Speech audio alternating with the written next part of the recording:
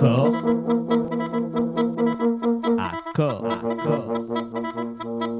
à corps.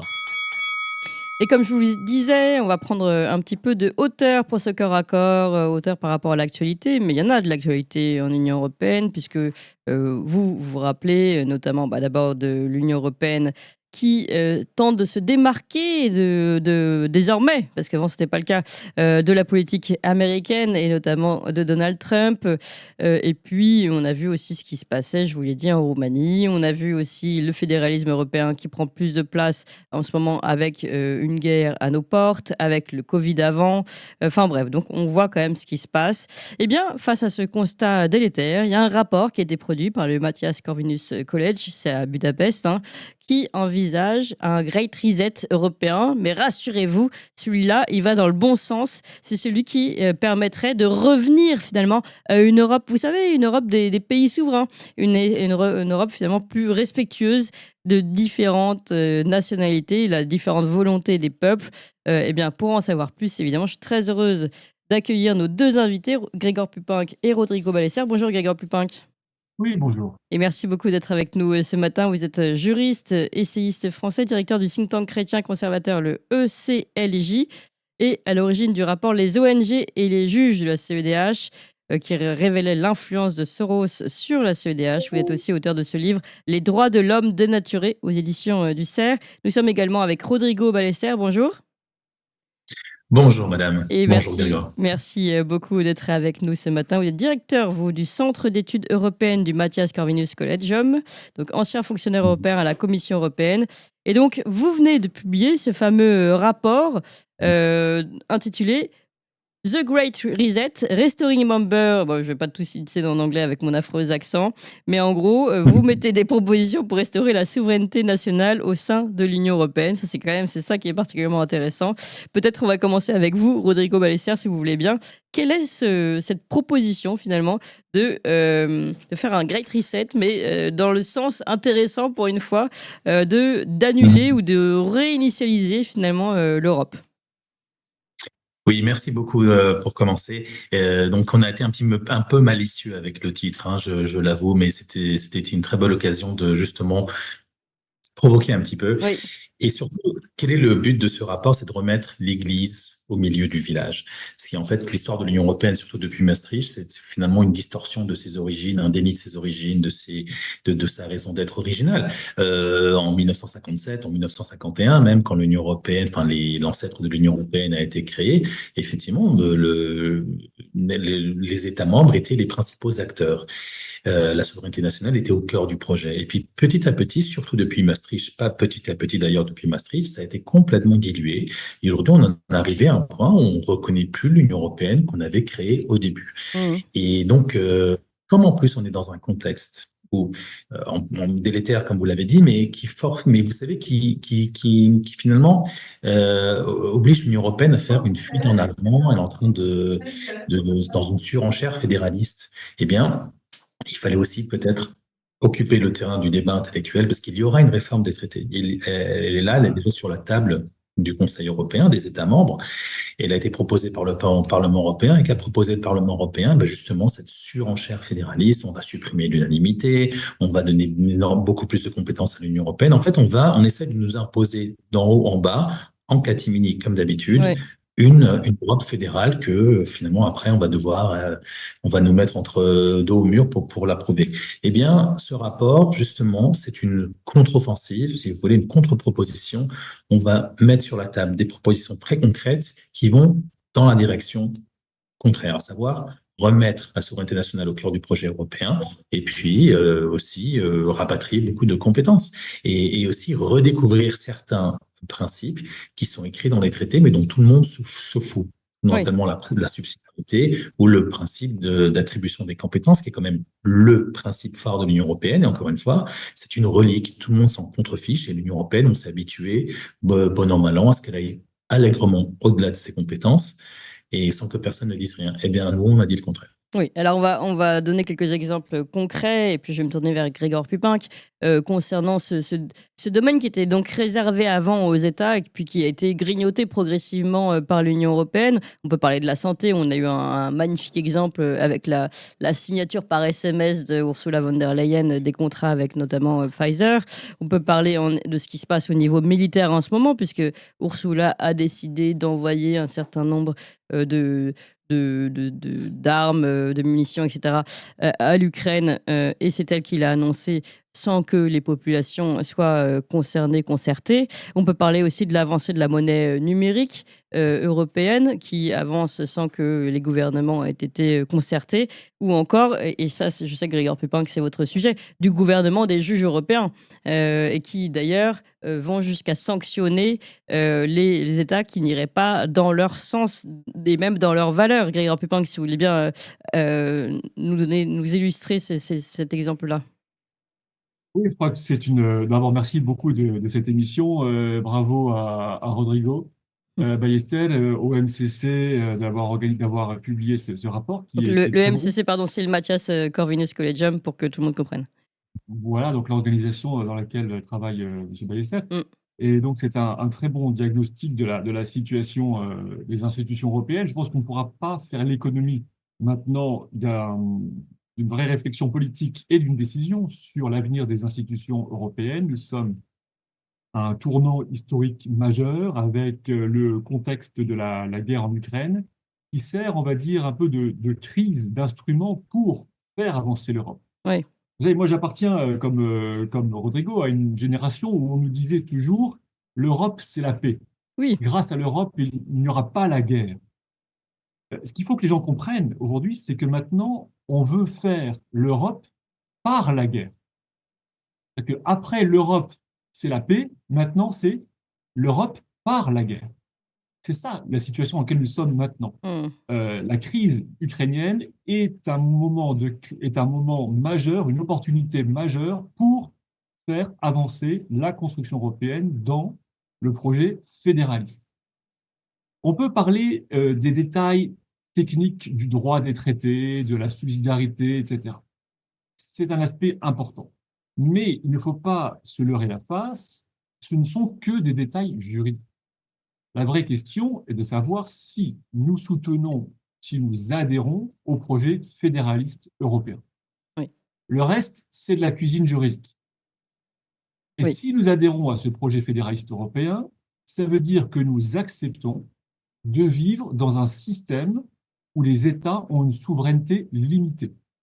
Une souveraineté limitée comme à l'époque de l'URSS, comme à l'époque de Brejnev. Ça veut dire que les États ont une souveraineté relative dans leur domaine de compétences, résiduelle, mais encadrée par les principes et le système de l'Union européenne et accessoirement, actuellement, de l'OTAN, mais ça peut changer. Et c'est ce qu'on observe avec la Roumanie. La Roumanie, certes, a des élections, certes, ils peuvent voter, mais c'est encadré Ouais. dans les strictes limites des intérêts supérieurs de l'Union européenne. Donc, on arrive à ce système. Est-ce que c'est ce que nous voulons pour les peuples européens? Est-ce que nous voulons que les peuples européens ne soient pas vraiment libres? Est-ce que nous estimons qu'il faut renoncer à notre liberté pour des intérêts supérieurs qui seraient de nature, alors, allez savoir, industrielle, économique, sécuritaire, financier? Est-ce que vraiment nous sommes capables de savoir pour quel bien supérieur nous sommes prêts à renoncer à notre liberté et finalement aussi à notre dignité en tant que peuple? Et c'est très intéressant Et ce que vous ça dites. m'inquiète. Oui. Ça m'inquiète d'autant plus lorsque je vois à l'expérience quel est le projet culturel porté à Bruxelles.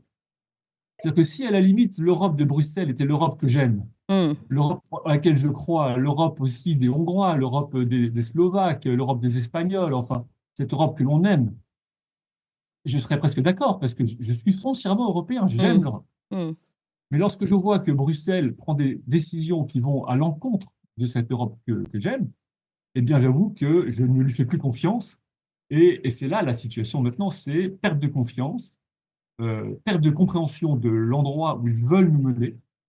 Et finalement, question, sommes-nous prêts à renoncer à notre liberté Mhm. politique et finalement à notre dignité en tant que peuple? Oui. Alors, vous avez dit beaucoup de choses très, très intéressantes. D'abord, ce décalage entre la perception du bien commun, on va dire qu'on nous vend en nous disant toujours plus d'Europe, mais pour le bien commun, au nom de l'écologie, au nom d'un intérêt supérieur qu'on ne perçoit pas nous directement, puisque vous l'avez dit, le peuple européen est plutôt, en tout cas, côté Europe de l'Ouest, est plutôt de plus en plus mal. D'ailleurs, on voit dans la natalité, on le voit dans les taux de suicide, on le voit dans les burn-out, on le voit dans une société malade en fait. Euh, mais pourtant, on donne toujours un petit peu plus pour cet intérêt supérieur qu'on ne perçoit pas. Donc, en effet, il y a ce décalage entre la promesse d'un intérêt supérieur et ce qu'on perçoit tous les jours. Et puis, ce que vous disiez, donc, qu'on est dans cette Europe toujours plus fédéraliste, euh, peut-être. Peut-être revenir, c'est ça, c'est très intéressant. Si vous pouviez donner aussi un exemple, quand vous avez dit concernant la Roumanie, qu'on voyait que que les candidats qui étaient validés ne l'étaient que dans le strict intérêt supérieur de l'Union européenne. Est-ce que vous pouvez je pense que vous avez analysé ça de près, vous, Grégoire Pupinck. Est-ce que vous pouvez revenir peut-être un petit peu sur ce qui s'est passé en Roumanie et à quel moment il y a eu des ingérences éventuellement européennes? Ça vous dérange pas? Bien sûr, avec plaisir. Alors en fait, bon, là, ce qui se passe en Roumanie est extrêmement sérieux. Il faut regarder ça de près. La Roumanie est membre de l'Union européenne. C'est un pays qui a une position géographique et donc géopolitique extrêmement sensible, importante. C'est un grand pays territorialement, au bord de la mer Noire, placé entre la Hongrie, la Serbie, la Moldavie, non loin de l'Ukraine. Donc c'est un pays important, c'est un pays qui est de religion orthodoxe. Et donc c'est un pays qui actuellement a un cycle d'élections, notamment les élections présidentielles, qui ont eu lieu à la fin de l'année 2024 et qui sont censées encore se poursuivre maintenant. Il y a eu plusieurs candidats qui se sont présentés, dont un candidat qui était le Premier ministre, le candidat social-démocrate, qui vraiment était pressenti comme étant celui qui devait en toute logique Oui. gagner les élections, être le prochain président roumain, donc un président pro-Union européenne, pro-OTAN. Pourquoi OTAN? C'est très important parce que c'est en Roumanie aussi qu'est construite actuellement la plus grande base militaire de l'OTAN, 3000 hectares, une capacité de 10 000 hommes, placée vraiment tout près donc de la Crimée, donc une place géopolitique stratégique. Or, grande surprise, ce candidat pressenti a été éliminé dès le premier tour, à quelques centaines de voix près, et c'est finalement un candidat qu'on peut qualifier de conservateur populiste qui est arrivé en tête, Monsieur Georgescu. Mm. Et Georgescu n'était vraiment pas attendu par les sondages, je peux dire par les médias, et est arrivé en tête, voilà, sans fraude. Je veux dire, aucune fraude n'a été identifiée au moment du vote. Il n'y a pas eu de bourrage des urnes. Les Roumains ont voté librement dans leur bureau de vote. Euh, mais voilà, c'était quand même une grande surprise. Alors, quelques jours après les élections, l'actuel président a rendu public un rapport des renseignements roumains qui affirmait que M. Georgescu avait bénéficié, tenez-vous bien, de soutien sur TikTok. Oui. Donc TikTok, c'est un réseau social qui est largement utilisé quand même, mais qui n'est pas déterminant, et qui aurait promu les publications favorables à M. Georgescu, et cela de façon très importante. Les autorités roumaines en ont déduit qu'il y avait eu une ingérence, probablement de la part de la Russie, pour soutenir M. Georgescu. Et ça a suffi, figurez-vous, pour la Cour constitutionnelle roumaine pour justifier l'annulation des élections.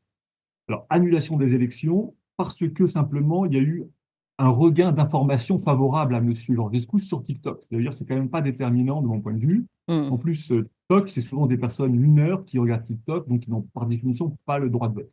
Oui. Voilà, et donc ça a suffi. Alors, premier épisode. Ensuite, M. Georgescu porte plainte, il amène ça en justice, et élément enfin, de mon point de vue très significatif, c'est la Cour européenne des droits de l'homme a Oui. rejeté sa requête, tenez-vous Mhm. bien, au motif que le droit aux élections libres ne s'applique pas aux présidentielles. Je répète, d'après la Cour européenne des droits de l'homme, le droit aux élections libres ne s'applique pas aux élections présidentielles, mais seulement aux élections législatives. Et donc, c'est ce qu'elle a affirmé en s'appuyant sur le texte d'un protocole de la Convention pour rejeter d'emblée la requête de M. Georgescu et ne pas l'étudier au fond. Alors ensuite, on l'a continué. M. Georgescu a de nouveau déposé une nouvelle candidature, d'autres candidats également, une autre candidate A été. conservatrice. Ouais. Georgescu a de nouveau été interdit. Il y a eu des perquisitions. Comme par hasard, on a trouvé des choses chez lui, dans son entourage. Il est poursuivi en justice. Et donc, il y a maintenant une autre candidate qui est également interdite parce qu'elle porterait des valeurs contraires, et c'est là où c'est important, Oui, c'est ça. des Ouais. valeurs contraires à la Roumanie. C'est-à-dire, c'est pas pour des questions de malversation ou des questions de corruption, non, c'est en raison de ses opinions critiques à l'égard de l'Union européenne et de l'OTAN. Oui, c'est Et ça. donc, c'est là où on voit Contraire aux une valeurs souveraineté. démocratiques européennes, si je me rappelle bien de la bonne formulation. Enfin, en tout cas, c'était quelque chose comme ça. C'est ça. Et donc, c'est là où on voit bien là, en fait, qu'on est de nouveau dans un contexte de souveraineté limitée.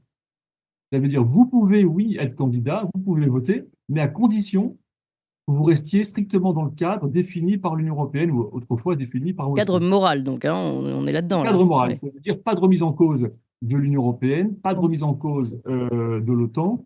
Et quand on dit pas de remise en cause de l'Union européenne, ça va très loin parce que c'est Bruxelles qui décide de ce en quoi consiste l'Union, quelles sont les valeurs de l'Union européenne. Et donc, bien sûr, c'est non seulement des questions géopolitiques, mais ça va beaucoup plus loin et on sait aussi qu'il pense Alors dans les attendez, questions je crois qu'on a un petit écho quelque part. Je vais demander à la réalisation de régler ça. Mais pardon, on vous écoute, Grégoire Pépinck. Oui, oui, c'est Bruxelles qui décide quel est ce cadre. Et donc là, on a vraiment un cas typique d'ingérence majeure, mais même plus que de l'ingérence, ça veut dire de restriction de la liberté d'un pays par Bruxelles, de restriction de la souveraineté du peuple. La Cour européenne des droits de l'homme, qui devrait être là pour garantir le droit aux élections libres, ferme les yeux par une argutie juridique. Ouais. Et on observe, voilà, un petit pays, parce qu'il faut le dire, en Europe, il y a les petits et les grands. La Roumanie est considérée comme étant un petit pays avec un faible poids politique, et donc la France, l'Espagne, l'Allemagne, nous fermons les yeux. J'en parlais avec un ambassadeur récemment à Strasbourg. Je lui demandais, dites-moi, qu'est-ce qu'on dit au Conseil de l'Europe de ce qui se passe en Roumanie actuellement? Et il m'a fait ce geste. On ferme la bouche, on ne dit rien, on attend que ça passe. Le but, c'est qu'il y ait de nouvelles élections, que les candidats critiques à l'égard de l'Union européenne est susceptible de gagner, parce qu'il faut le dire, Bah oui. Georgescu aurait gagné les élections d'après tous les sondages, Bien sûr. eh bien, soit écarté pour simplement permettre qu'il y ait un nouveau gouvernement et président qui soit aligné sur les intérêts de Bruxelles. Donc c'est extrêmement grave. Et moi, je dois dire, j'aime beaucoup l'Europe, j'aime le projet européen, d'une certaine manière, mais je préfère la liberté et la dignité. J'estime qu'un Évidemment. peuple qui n'est pas libre perd sa dignité. Ouais. Et pour moi, c'est le plus important.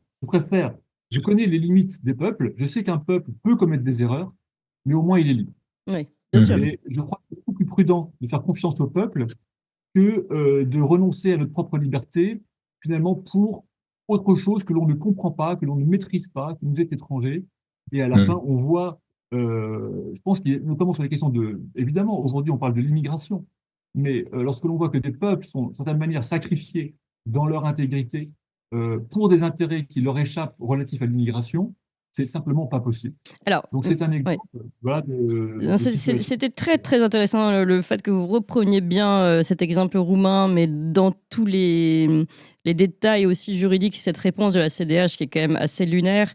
Et ça nous permet de rebondir et moi de me retourner vers Rodrigo Ballester et de me retourner vers votre projet, puisque vous avez analysé justement les impasses de l'Europe dans laquelle nous sommes aujourd'hui. Et évidemment, la Roumanie en était un exemple flagrant, mais vous avez analysé ça par point en disant déficit démocratique, érosion de la souveraineté nationale, centralisation du pouvoir par ces organes entre guillemets supérieurs, expansion de l'idéologie, d'une certaine idéologie qui ne va pas forcément dans le sens des peuples, et de la bureaucratisation dans les institutions de l'Union européenne. Et vous proposez donc, Rodrigo Ballester, de réagir avec deux scénarios possibles. Est-ce que vous pouvez revenir dessus ?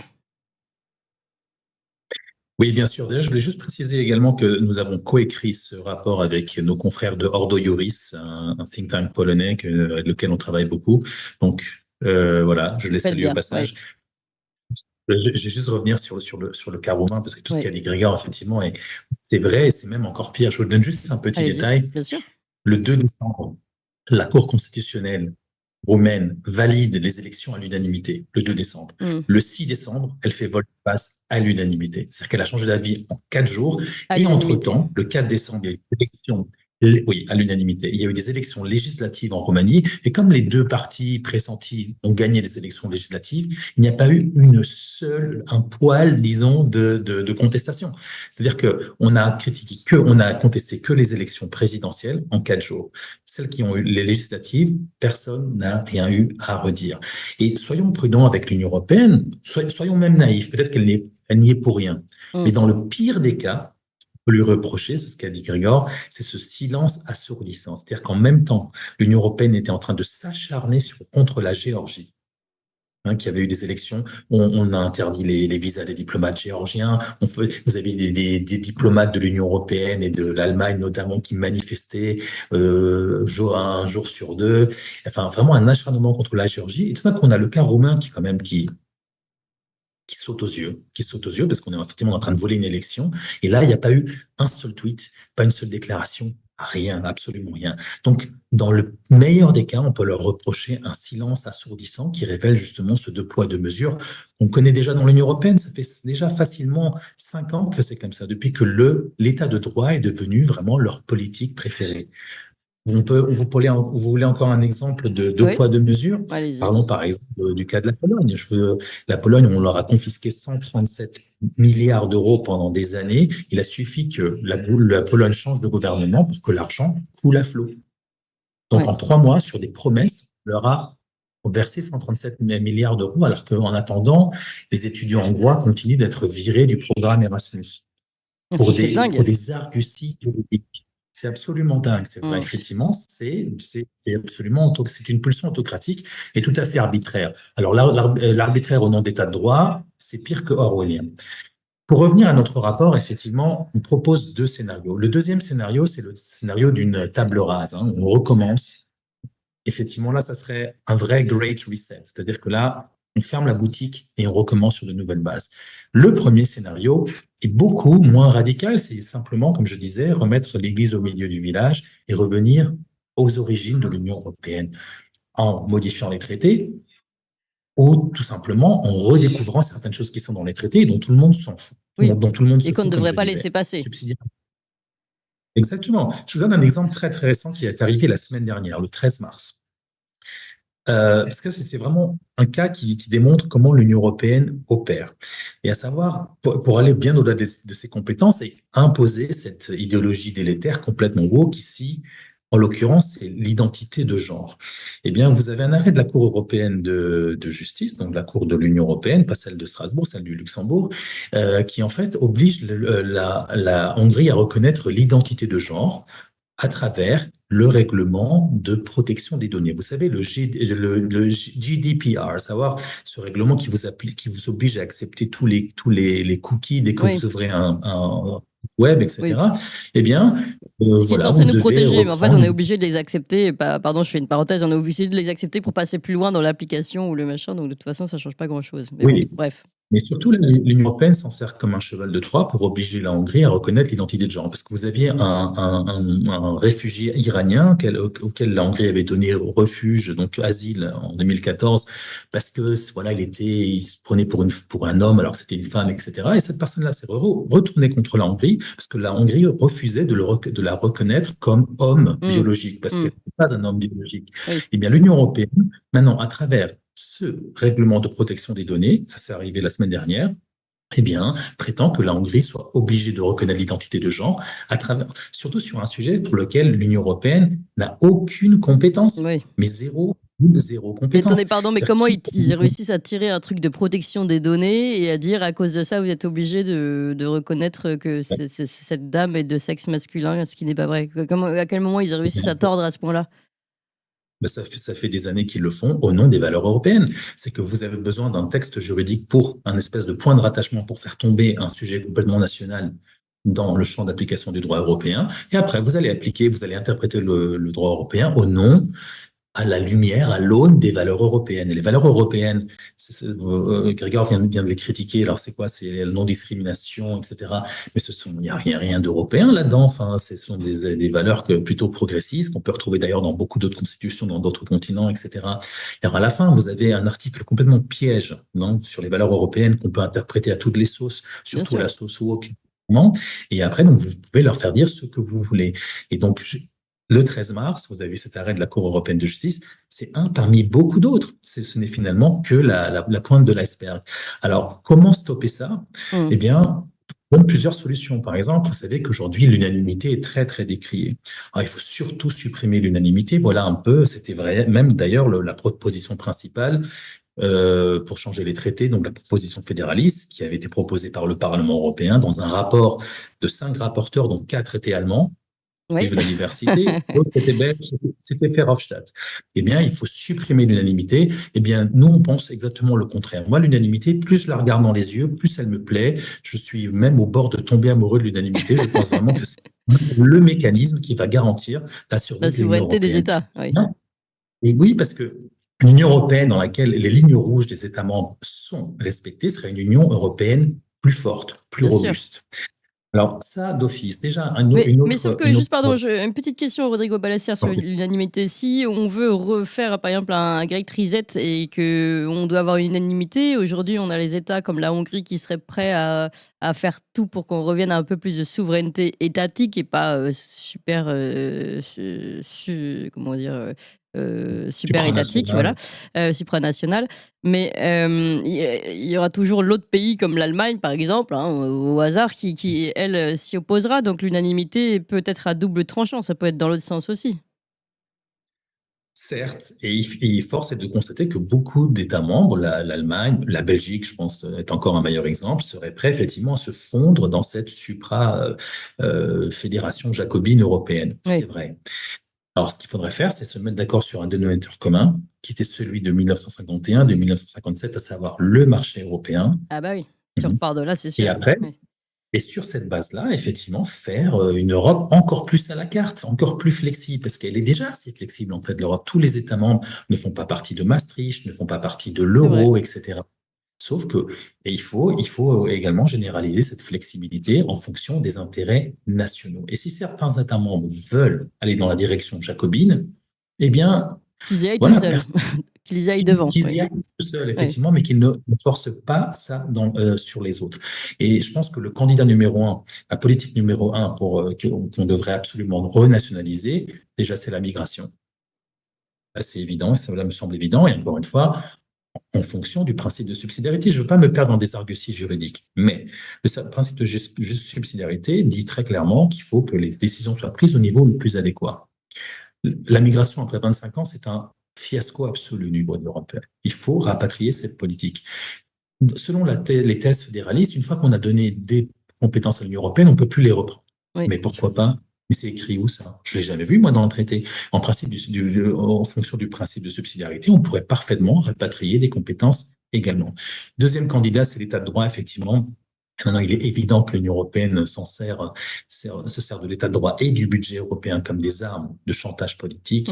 Eh bien, remettons l'église au milieu du village. On ne va pas laisser le faire, effectivement. En état de droit, je pense que la seule chose qu'on puisse faire dans l'Union européenne, c'est que les États membres contrôlent l'Union européenne en matière d'état de droit, parce que c'est quand même quel paradoxe que l'élève le moins bon de la classe, à savoir l'Union européenne en état de droit, qui a quand même beaucoup à se reprocher, est en train de donner des leçons à tous les autres. Je donne juste un petit détail. La seule cour après, j'ai une question. La seule cour d'Europe qui n'est pas soumise à la Convention européenne des droits de l'homme, que Grégoire connaît très très bien, c'est la cour de l'Union européenne. Et vous savez pourquoi? Parce qu'elle n'a pas voulu. Elle a refusé. Alors, ces gens-là nous donnent des leçons d'état de droit, alors que ce sont les seuls qui ne sont pas soumis au cadre commun, ça ne va pas. Alors moi j'ai une question pour la réalisation. Tout ça, on a envie de dire, ce sont de très beaux projets et franchement, j'imagine que beaucoup qui écoutent ici Toxin y souscrivent seulement. Comment on fait pour le réaliser? Vous dites il suffit finalement, il y a rien qui nous empêche de revenir à l'état initial, etc., etc. Mais pour ça, il faut qu'on ait des hommes d'État forts qui, eux, souhaitent le faire. Et on voit que quand il y a des hommes d'État forts qui souhaitent le faire, exemple dernièrement récent, la Roumanie, ou exemple l'AfD en Allemagne, où on nous dit ah bah s'ils veulent faire comme la Roumanie, on va les empêcher d'être élus. Donc vous voyez, et ça c'est Thierry Breton, ancien commissaire européen, et c'est l'Union européenne qui soutient. Donc en fait, à quel moment peut-on récupérer un homme d'État ou une femme d'État qui aurait la volonté d'appliquer votre scénario et donc de retrouver une souveraineté dans l'état judiciaire, médiatique, politique dans lequel nous sommes, c'est-à-dire antidémocratique? Très bonne question. Je n'ai pas une aussi bonne réponse. Ceci dit, la réforme des traités va avoir lieu. Elle a déjà été lancée. Tôt ou tard, le Conseil européen, les États membres vont la mettre sur la place, sur la table. En attendant, la seule proposition qu'on avait avant notre rapport, c'était une proposition jacobine, centralisatrice de Verhofstadt et ses 4 compères allemands qui veulent nous imposer une Union européenne complètement fédérale sans qu'on s'en rende vraiment compte. Alors déjà, première chose, il faut occuper le terrain. Pas possible que dès qu'il y a une réforme de l'Union européenne, il n'y ait que des thèses fédéralistes sur la table. Déjà, ce n'est plus le cas, il y en a une autre. Après, une fois que les discussions seront ouvertes, eh bien, ça sera au niveau des chefs d'État. Excusez-moi, il fait un peu trop beau à Budapest. Et donc, ça sera au niveau des chefs d'État, et ça sera également le Parlement, par exemple, qui aura son mot à dire.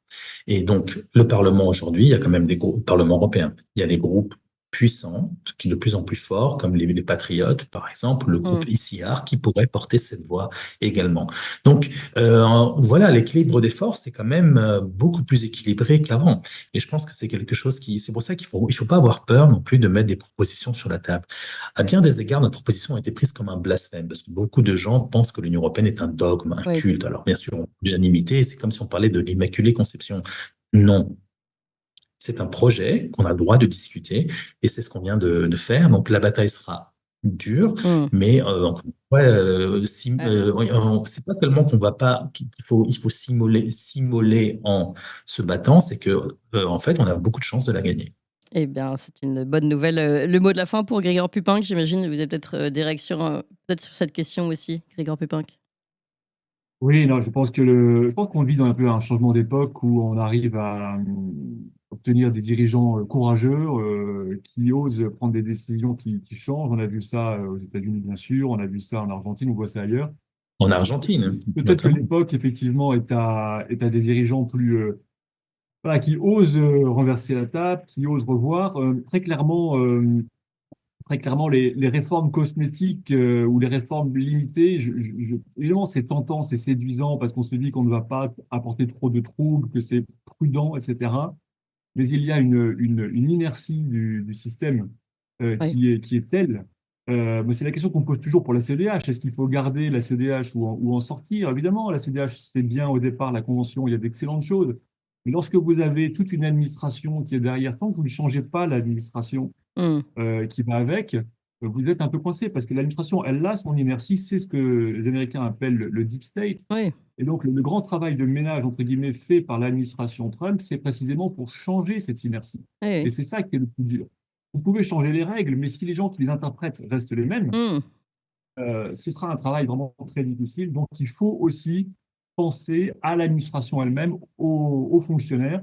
Je dirais, tant que nous aurons des fonctionnaires européens à Bruxelles qui auront des salaires incroyables, qui ne paieront pas d'impôts et qui se sentiront en dehors de tout, comme une forme d'élite européenne éclairée en charge de gouverner les petits peuples d'Europe centrale, eh bien, on ne sera pas sorti du problème.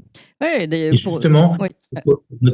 si je peux me permettre, Bien notre sûr, vas-y. proposition 16 du rapport, c'est de limiter les salaires européens à un plafond de 10 000 euros net. Personne à Bruxelles ne devrait gagner plus de 10 000 euros net, y compris Madame von der Leyen. C'est même pas populiste parce que 10 000 euros net, croyez-moi, il y a quand même peu de gens qui peuvent les gagner. Et je crois que ça, c'est un point très, très, très valide que vient de mettre Grégoire sur la table. Oui, c'est un point très important. Et juste pour illustrer et conclure cette table ronde, quand vous parliez de l'inertie de l'administration, on voit que Donald Trump lui-même est piégé, par exemple, par une CIA qui bloque encore des dossiers, enfin, de l'administration de la CIA, qui bloque encore le dossier Epstein qu'il souhaitait sortir. Donc, on voit bien qu'en effet, tant qu'on n'a pas, je vais pas dire coupé toutes les têtes, parce que je suis pas révolutionnaire, mais bon, changer, en tout cas, les membres d'une administration, en effet, il y a cette inertie qui continue. Merci beaucoup à tous les deux. En tout cas, on a compris la grande réinitialisation, Great Reset, mais à l'envers cette fois-ci, je vous assure. Suivez ce projet la réinitialisation de l'Union européenne. C'est donc le projet du Matthias Corvinus Collegium. Vous l'avez compris, en Hongrie. Merci beaucoup, Rodrigo Ballester. On va reciter votre partenaire, mais je ne l'ai pas sous les yeux. Ordo Iuris. Voilà, comme ça, Ordo on fait les Iuris. choses bien. Merci encore, Rodrigo Ballester. Merci, Grégoire Pupinck, directeur du think tank chrétien conservateur ECLJ. Merci à tous les deux. Vous avez aimé cette émission, vous voulez que l'on continue d'exister et de creuser ces sujets. Sachez que nous n'avons ni subvention, ni milliardaires, ni oligarques derrière nous, que nous ne dépendons que de vous. Donc faites un don à toxin-media.fr, toxin-media.fr, et encore mieux, faites un don régulier pour que nous continuions d'exister. Merci.